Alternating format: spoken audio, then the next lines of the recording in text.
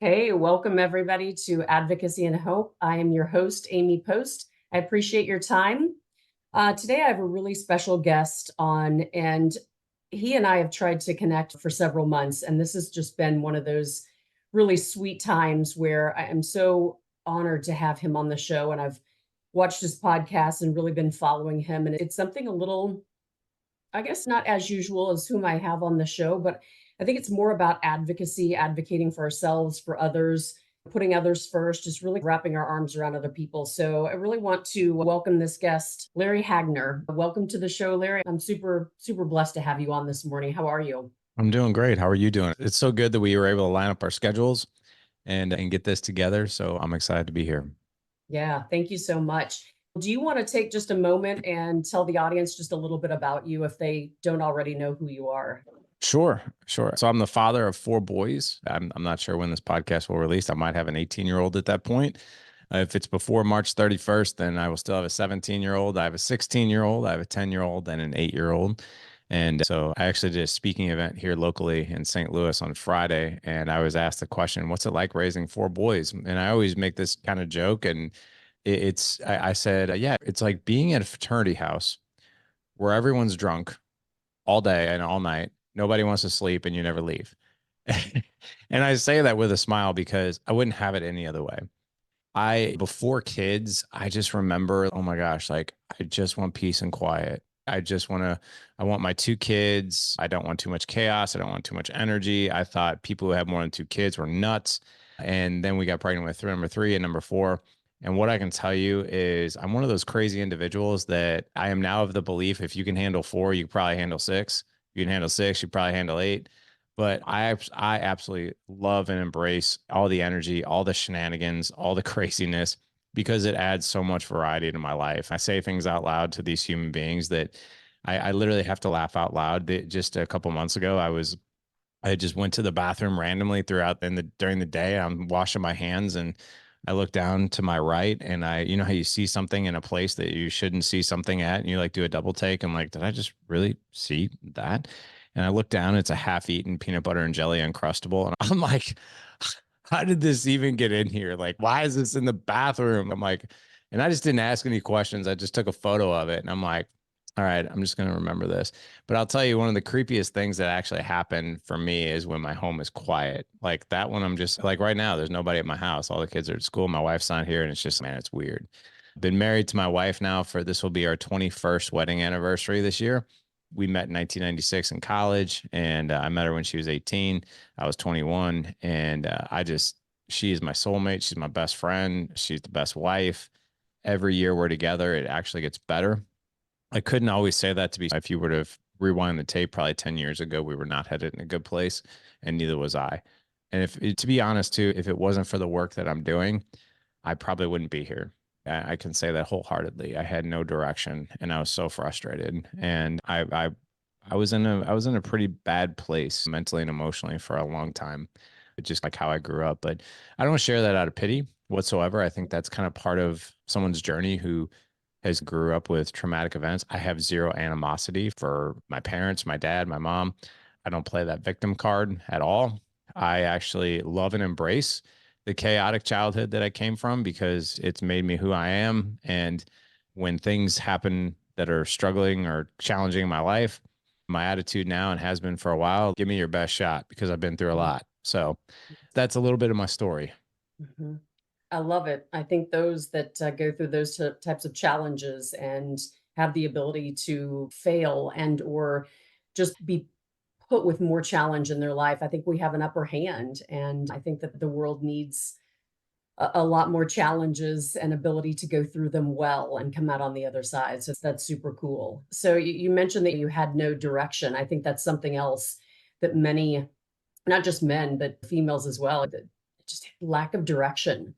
Not to go too far down the rabbit hole, what did that look like when you had no direction and how did it turn around? Yeah, I wouldn't say looking back on it now, yeah, I'm 48 years old and I used to like when I was in my 20s and 30s, I think I played that victim card hard like, oh, no one leading me, I had no direction. But you know what? Like I'm older now and I've realized that it's just been part of my journey and I'm so grateful for it. But I think, yeah, I did have some pretty good direction, but he showed up in the form of my grandfather. And my grandfather only lived a mile from me growing up. And he was married to my grandmother for 53 years before he passed away.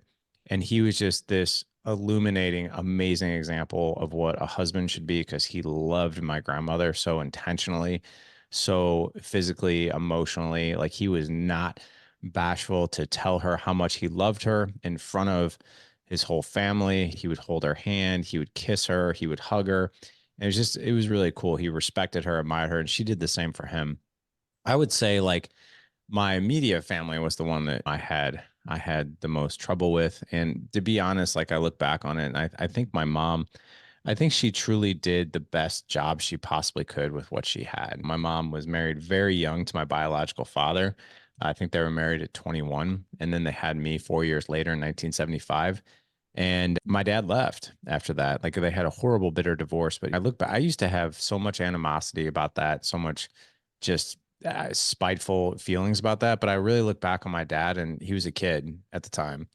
And so was my mom. And my dad he was also a veteran. He was saw some things in war, like he was dealing with a lot. And I think looking back, he made a choice that, like, I think in his mind, this boy is better off without me. I think that was really so. I think what he was actually doing wasn't necessarily selfish. He was trying to be as selfless as possible and didn't really understand what the long term implications of that would be. But he was gone. I had no recollection of my dad growing up. It wasn't until I was in preschool and I was 4 years old, and that's I think when the audio and the video of memories really pops on. And I remember it was just me and my mom, and I'm in preschool. And I remember dads coming to pick up their kids from school. And I knew I didn't have one. And it was no big deal. I just, because in my mind, I thought moms go out and find dads. And I'll never forget my mom at 4 years old brings this man home and she told me that day, she's like, "Hey, I'm having a friend over for dinner tonight, and I really want you to meet him." And I heard that word him. And I was like, him. And there's never a guy in my house that I could remember. And in my mind, I was like, man, I guess she did it. I guess she found this dad, right? And this guy comes walking in my house at 4 years old, and he had a full blown three-piece suit on. He was a white collar data software engineer. He had a handlebar mustache, the feathered hair, and he shook my hand. He's like, "Hey, Larry, I'm Joe. It's nice to meet you." And literally, the first question that pops out of my mouth, the first thing I say to this guy is, "Are you going to be my dad?" And he just, I remember, I think my mom actually gasped. And then he was just like awkwardly laughed. But 6 months later, they did get married. They stayed married till I was 10. And it was what I'll tell you, it started out pretty good, but then it just every year progressively got really bad. They both drank a lot. They both hit each other a lot. They argued a lot. There was definitely not peace and love between them. And I just remember the only thing I can describe it as being basically being 4 years old to 10 was just a feeling of unsettledness. And there wasn't safety. And I was just waiting for the next horrible argument and hitting and abuse and drunken outburst to happen. And it was crazy. And my dad hit me a lot. He was very mean at times, especially when he was drunk. When I was 10, they got divorced. And then I think I was relieved, but I was also like, now what? Well, now what's going to happen?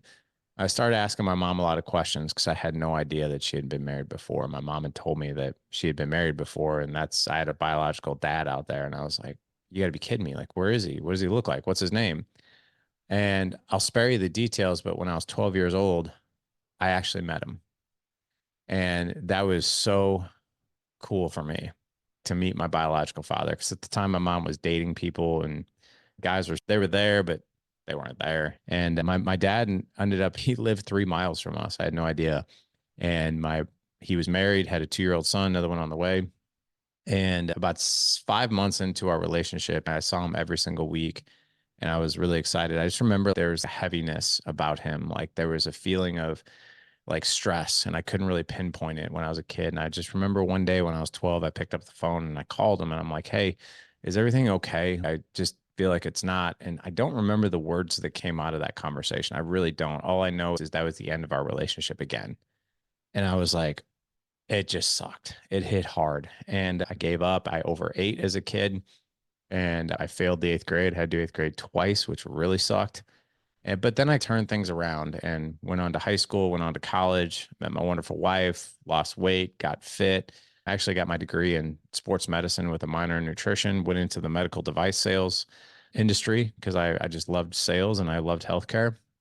And then when I was 30, I'd been married for 2 years, had my first son on the way. I'm in a Starbucks in West County, and I was there for a meeting for with my team for medical device. And who comes walking in but my dad to get his morning coffee? I hadn't seen him in 18 years. And I just remember seeing him walk in. I'm like, oh my God, my dad is here. And one of the women who were on my team, I was also very good friends with, and she knew that story. And she looked at me and she's, hey, hello, are you still here? I feel like you're just completely zoned out. And I'm sorry. I was like, you're not gonna believe this. I was like, my father just walked in here to get his coffee. And I'm sorry, what? And I told her, and she's like, where is he? And I said, right over there. He's 50 feet away, a few tables down. And she's, oh my God, what are you gonna do? And I was like, I'm not going to do a thing. And she's like, your father is in here. You haven't seen him since you were 12. You're just going to let him walk out of here. I'm like, yeah, that's the plan. She didn't say another word. She just got up and walked right over to him and sat at his table. And I was like, I was paranoid. I was like, what is she doing? Ends up, he comes over, shakes my hand, and he's, hey, like, how are you? And I'm like, fine. How are you? Like, I wasn't nice, but I wasn't like a jerk either. I was somewhere in between. But that interaction turned into what has now been 19 years, and we've had a relationship. And I have two younger half brothers. He's still married to the same woman, has been for 45 years. Very functional human being. And what I can tell you is my dad has owned every decision he made and apologized, and I've forgiven him. Life is what I've learned is if you want to enjoy life, grudges are not the way to do it. Unforgiveness is not the way to do it.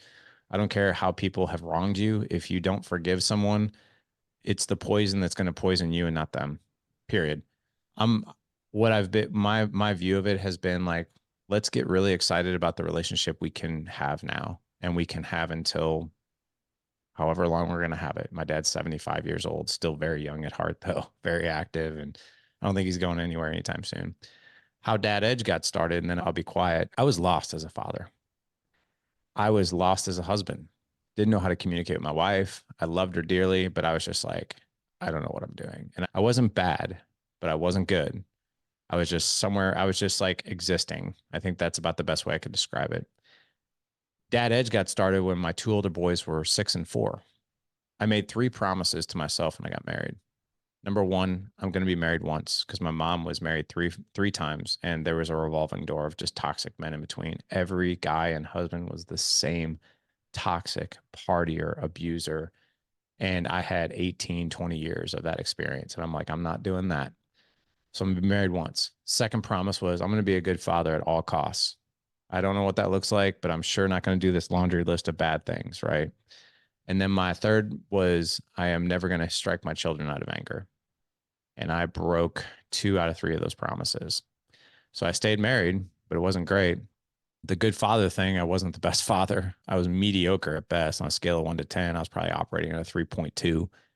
And then the last one, Dad Edge got started because my 4-year-old, who's now 16, I spanked him.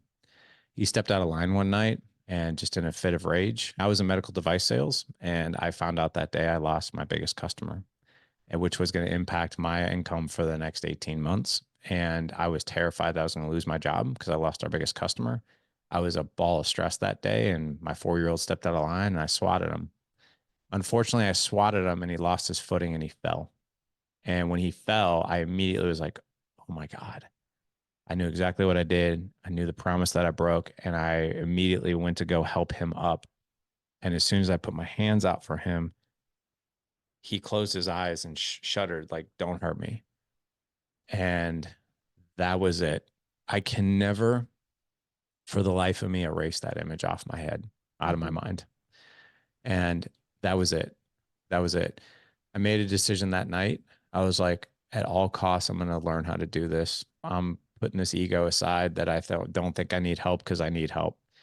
And what I can tell you, I think you'll understand this. I was really good at medical device sales. And I started to look at that and I was like, why am I good at it? Well, I've got a 4-year degree in sports medicine. I understand the body, I understand anatomy, and I'm really good with people because I've been trained to do so. At the time, I was also like in my 10th year of doing martial arts, and I was pretty good at martial arts. And I was like, well, what's the common denominator there? I had an instructor, I had a coach, I had a community of people that I practiced with. I learned skills to actually elevate that area of my life. And then I started looking at fatherhood and marriage. I'm like, what have I done? I haven't done a thing. Do the same rules apply? And turns out after now this 11-year journey, the same rules do apply. You can actually learn how to be a better husband. You can actually learn how to be an amazing father, not flawless or perfect, but better. And there are skills, there are absolutely tactical skills that you can do that's going to elevate the connection, the psychological safety, the communication, the intimacy with your wife, all of these things that are so important that, quite frankly, we're just left out to dry. In fact, society, like, if you need help in your marriage, it's, oh, you're broken. Something's wrong with you. But if I want to go learn Brazilian Jiu Jitsu, no one expects me to wing that. They expect me to go to Gracie Baja Jiu Jitsu and learn. Marriage and parenting is the same, but that's been the journey. Wow. And that is really incredible. I was just absolutely waiting for you to tell me a story, but I never imagined that that would be it. And I actually did see on one of your podcasts, I do remember you mentioning your father walking into that Starbucks. And I was like, oh, I have to hear this story. There's just been things that I've just really wanted to hear, but I wanted to hear where the dad's edge came from, because I know everybody knows my story out there. And I think the one thing, like you and I just talked about before the show started, is my absolute passion to be able to make sure that we advocate for ourselves and others. But there's just such communication breakdown when it comes to couples. And I don't think I'd mentioned this to you, but I have this thing, and it rattles in my head, and it has for almost 10 years now. And it was when my daughter was diagnosed with malignant liver cancer. The next morning, we met with a mentor, and it's called the 90-10 rule. 90% of the couples split up, whether or not they're divorced, married, whatever, they split up and children die, Amy. That is what you need to remember from now on. And I will never forget those words that the mentor stated to me. And so that now there's just this burning fire in me to be able to reach out to those couples or just individuals. What happened to the 90%? Why did they fall apart? What happened to what happened to the 10%? How did they do it?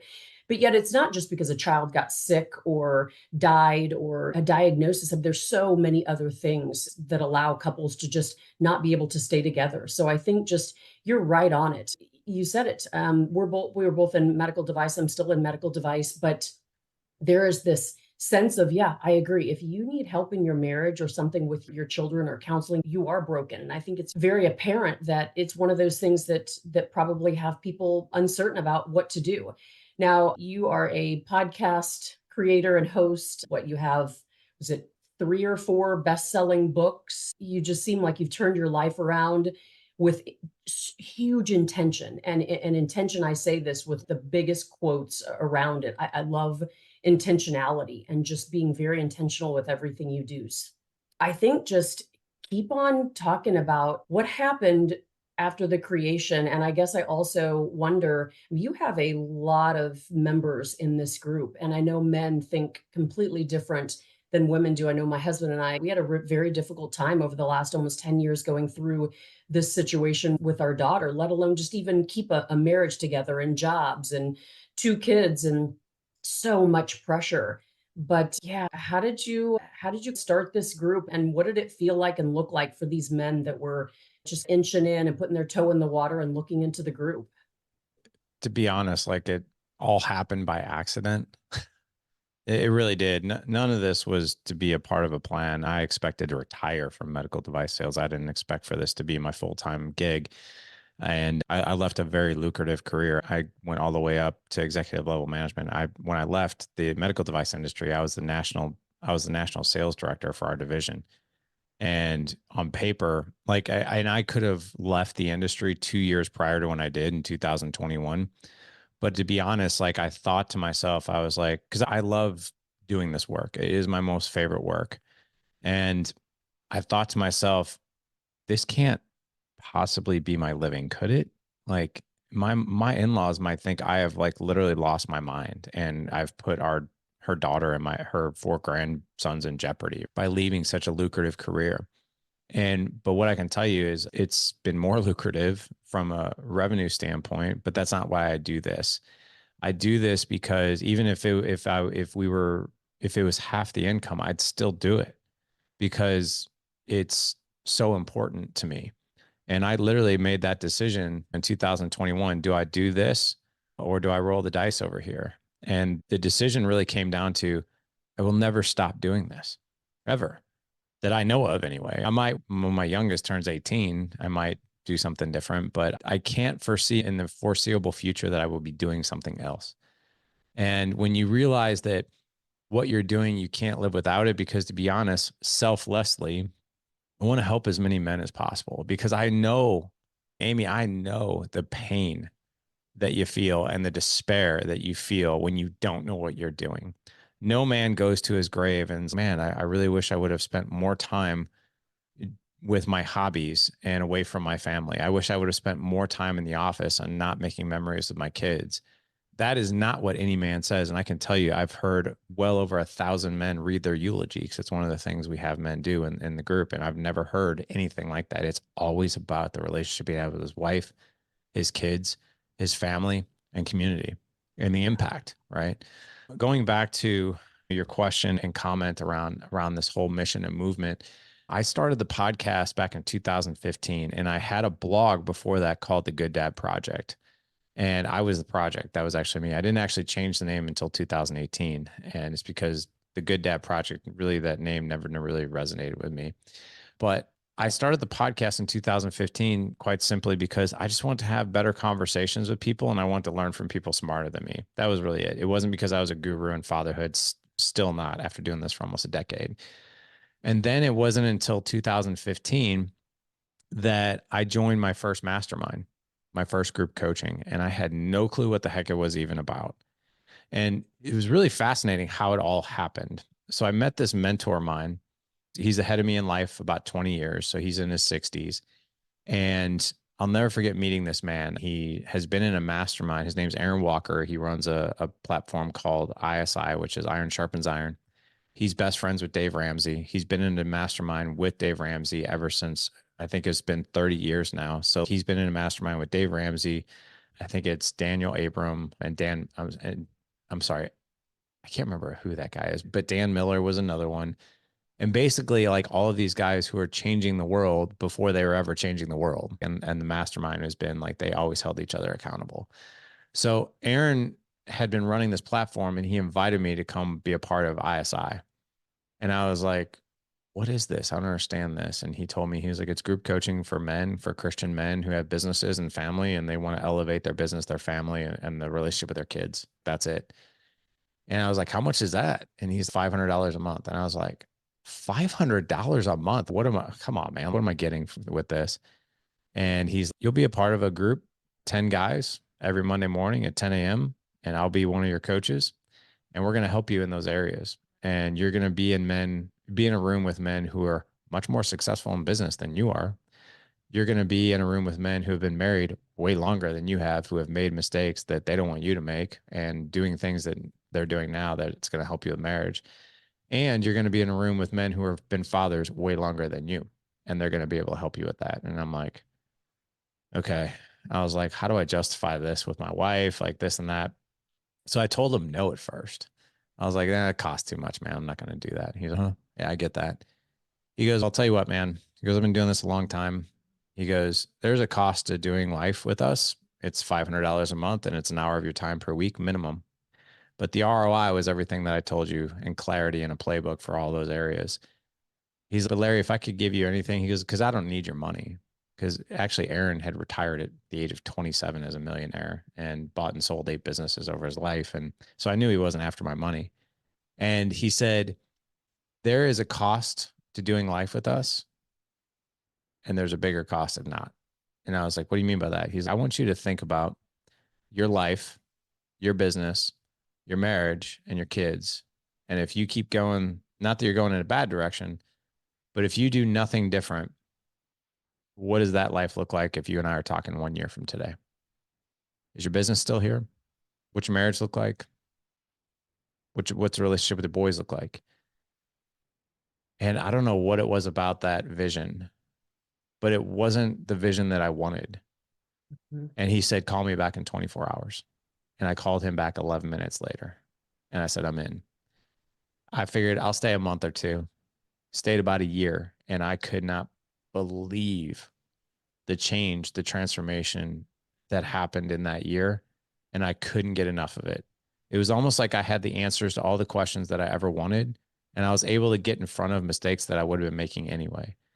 And suddenly I was like, what if I made something like this for dads, for husbands, for fathers? And that's when I started Dad Edge Alliance in 2016. 10 people turned into 50, 50 turned into 100. Now we've got 800 guys. We have two different programs, one for guys who are career 9 to 5ers and another one for business owners called the Boardroom. And what I can tell you is I have seen the transformation of so many men, their marriages, their kids, their mental health, their emotional health, their physical health, all of these things that we don't get a playbook for, we give these guys that playbook. And what I can tell you is I'm not just the founder and the chief facilitator. I'm Yeah, also the first guy in line saying, I need this too. And I learn something new every day through our community. I love it. I think that word playbook, I mean, that's huge. I think we all just are grasping at somebody to just give us a playbook to be able to go through life, be a better spouse, a better parent, better at our jobs. Heck, I begged God every single day for a playbook when we were in the hospital. Just I follow direction very well. God, just give me a playbook, just something. But I wasn't willing to do anything for it. And I said, I think that there's a lot of meat behind what you're saying, and I think that's really amazing. But I also think it's even more amazing that you recognized what had happened to you in the past. You had recognized the situation with your father, your stepfather, the bad situation that you were in, and then, just made that promise to yourself, that you weren't going to be like that. But we're not perfect. That situation where it changed everything with your child, that's huge. That recognition. I think so many times, sometimes we go through life not recognizing and then not holding ourselves accountable, and we don't have others to hold ourselves accountable. Accountability is just, it's such a huge thing. I absolutely love it. And Agreed. I commend you for everything that you've done. And I'm overwhelmed at the impact that you have brought. And I'm sure all of these men are as well, because I always say raising children is, if you're going to do it, raising children is one of the hardest jobs you'll ever have in your entire life. But it's so rewarding. But that marriage is as well. And I think so many just go on autopilot, and it is what it is. I have so many friends that I reach out to, and they just stay in the marriage. The wives don't have a job, they can't leave. It's just what they have to do. They have to stay there. They're totally miserable. And you just look around, just your heart just breaks for people. And I think many just, they have the tools, they don't use them, and many don't have the tools. So I think that's super cool. I've been scribbling down notes because just everything that you've said is really powerful. I think that men need this just as much as women do, and really just trying to figure out, get in tune with these men. That's super cool. Yeah, I think we like to use the term playbook a lot because that's exactly what we do, right? So like even in the community, just we launch what's called, well, we call it, not that it would make sense to people outside of our community, but we call it the tactical agenda. Every month has a different theme. Like in the month of February, which we're at the end here, it was all about marriage, communication, connection, intimacy. And we launch out training videos, we launch out a PDF for men to learn tactical skills. So for instance, you'll appreciate this because you obviously you guys know Vroman, but I was trained in appreciative inquiry with exchange. And so that's part of what we use. And we give these men very tactical skills. And I think it was week 2 in February, we helped men with what we call the appreciative interview with their wives, right? Which is Mhm. basically a deep conversation with their wives. And many of these guys are like, oh my God, dude, like I have not had a conversation with my wife like this. And I can't remember when, or it's been Mhm. months, or maybe it's been years. And it's all these questions to go back and forth with. Tell me about a time where you felt incredibly connected to me. What was happening in our relationship? What was I doing? What were you doing? Because when you ask beautiful questions like that, generative questions like that of each other, what it does is it creates a connection. It creates Mhm. visions and images of, hey, when were we successful? A lot of people think that, especially with marriage, I have to go recreate something new in order to be successful. The funny Mhm. thing is you can actually look in the rearview mirror and identify the habits and tactics and the things that you did to see when you were successful and what you were doing. You don't have to necessarily create something new. And you're like, crap, well, like, why don't we just do that again? My wife and I recently just went through this ourselves. Like, I do the exact same things with our tactical agendas that I expect our clients to do. When my wife and I sat down, we had that discussion. She was like, when I felt ultimately connected to you, because right now we're going through a season, I'll be very transparent. My life's not perfect. It's a practice, and I go through ebbs and flows as well. And my wife and I have hit a season over the past couple months where we've been so insanely busy with the boys and their activities, and there's been a ton of attention going on in the dad edge within my business. And we have, not on purpose, we've put our relationship a bit on the back burner more so than normal. And we've both have felt it. And my wife was like, when I felt most connected with you was when we were die hard about our date days. You took off every single Friday afternoon and we always had a date day. She's and I so looked forward to that. Like, I knew that there was a connection between us coming, and I knew we were going to have a great conversation. We'd go out and we'd do something different. We'd go out, check out a new restaurant, or we'd do something active together, or whatever we would do. And we haven't done that in quite some time. And it's getting back to those Fridays again and those really good conversations. And she's, because every time we would do it, I loved it. And it had this overflow effect that it impacted me for the next several days. And then by Monday or Tuesday, I was so excited, and I had something on the calendar to look forward to again. So it became like this beautiful cycle we always knew when we were going to connect. Mhm. And it was just such a simple thing. But I was like, oh my God, you are so right. Like, we haven't done that in a couple months. She's, yeah, what's stopping us from doing that again? So I did. I told my assistant, I'm like, hey, block off every Friday afternoon. I'm not working anymore. And actually, while you're at it, block off every Wednesday afternoon, because I'm going to do that too. Because I want both days to be open for us.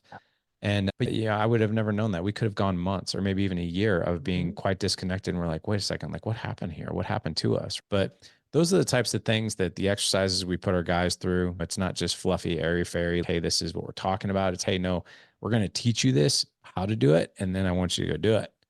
And Mhm. that's what moves the needle in relationships, is that taking action. But it's more just taking action. What is the right thing I need to do? Not just the thing I need to do, but what's the right thing I need to do? Mhm. I can only imagine how fulfilling this has been for you. I can't even imagine how full your heart is just seeing this transformation with these men. And I couldn't agree more with you. I tell my husband all the time, get something on the calendar. Like, I need to look at that calendar and not just see a ton of sports, a ton of stuff for the kids, doctor's appointments, work. It's the simplest things. And I think for the most part, you may agree, it's taking a simple walk with your spouse, just putting on the calendar to take that time off, that intentionality of just whatever we do, it doesn't really even matter. And I think sometimes we forget how simple it needs to be, how simple it should be. I learned that I lived in the hospital for years with my daughter. We didn't get to see the outside world, but for 24 hours every 4 weeks. Gosh. And I remember feeling that I would never get my life back, that I just begged to just have something on the calendar, just anything, go for a walk, whatever, hold hands, have a conversation, didn't even matter. I think that's super cool, but I can't even imagine the amount of men that come through, and whether or not how long they stay with your courses and whatever they do, what they take away and how it impacts that family in a positive way is huge. And I can only say from experience, I'm like you, we're not perfect. My husband and I aren't perfect. I have been striving to not be a part of that 90, we're in that 10% still. Okay. And I have sworn that no matter what, we're not going to fall in that 10%. But with kind of what I'm developing now is, what does that look like? And I think all of these things are so very important because it takes a two-way street. I remember telling my husband a couple of months ago, did you know that you haven't asked me on a date in a year and a half? And how did he respond? And he said, "Yeah, I have." I said, "No, I've asked you. I've planned everything. You've jumped on for the ride." Things get complacent.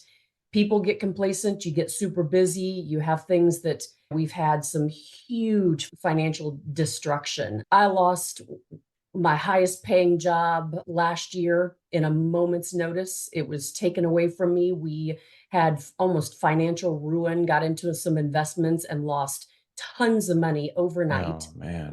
Then lost my job. Our daughter is now in her second cancer. I had to digest that one on how we're going to move forward and, that is going to look like. So I think that no matter what, I mean, you can really get out of your habit. But he invited me to go do something the other night. Go for a walk, or we went for a bicycle ride. I mean, I was like, okay, yep, yep, yep, got it. I'll put it on the calendar. I don't care what it is. Just it doesn't take a lot just to be together. But I do agree those conversations are really important. How did most of the men? I guess how should I say this? I know my husband, it's very difficult for him to talk about emotional, kind of deep things. It's really tough for him. Did you see many of the men just really going, okay, this is not in my wheelhouse. I have no idea how to do this. Was it tough for many of them to dig deep? That's a great question, and it totally depends on the individual and the need and the urgency. That's what I have found. And if I could, so I'll give you like an overall view of just what I've seen over the past 8 years since we've been doing the alliance, the Data Alliance, which is our group coaching, which is for a lot of men what they come in and they see and their first exposure to some of the skills drills that we teach in our group coaching, and they're just like, oh my God, this is actually the answers to all my deepest questions, like patience with my kids. If I actually know a tactical way to create response instead of reaction, or create Mhm, space just for 4 seconds between me reacting, yelling, screaming, going crazy versus responding, because there's tactical ways to do that. Like, I'm all about that. That's what these guys, or hey, how can I have a better conversation? I gave you one example of so many that we do, the appreciative interview with my wife, right? Things like that, where guys come in, the feedback we've gotten is this is like literally everything I've been looking for. And but here's what I'll tell you. The message that I have for anybody listening is don't wait to start cooking dinner when you're starving. Don't wait to go get your car checked out when the fuel light turns on. Go get your oil changes, right? Go get your teeth cleaned every 6 months from your dentist. Don't wait till your teeth start falling out of your head. The message that I'm sharing here is you need to be proactive with your relationships. You need to be proactive in your marriage and with your kids, because once your house is on fire in those areas, it's really damn hard to repair. It's mhm, not impossible by any means. It's still possible, but it's way less work. And what I can tell you about men is, listen, if you really want to elevate your relationship, don't wait until your wife rolls over one day and I don't really know if I'm in this anymore, or I want a separation, or I just don't know if we're going to make it another year. That, because here's what statistics will tell you. A woman who says that out loud to a man, she's been thinking about it for minimum 2 years before she said it out loud. So mhm, you got to get in front of that. It's almost like the quiet symptoms of a heart attack, right? You've got to be clean about your diet and exercise to prevent that, mhm, because there might not be any symptoms until you have a heart attack. mhm. And the same applies for relationships. So do the proactive work. Don't wait till your house is on fire. Don't wait until your teeth are rotten out of your head. Don't wait till your engine wants to fall out of your car before you go get an oil change.